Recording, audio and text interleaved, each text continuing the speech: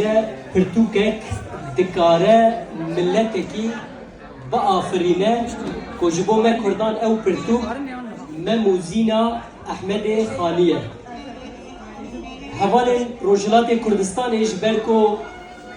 aşinayê çanda aryanî ne li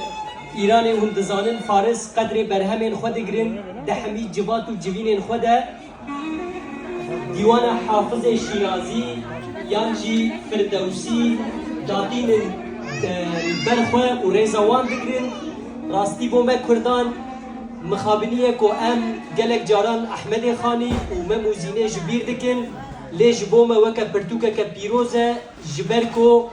nêzîkî 305 sal beriya niha Ehmedê Xanî pirtûkek bi navê Memûzîn bi Kurdiya Kurmancî ji bo me nivîsî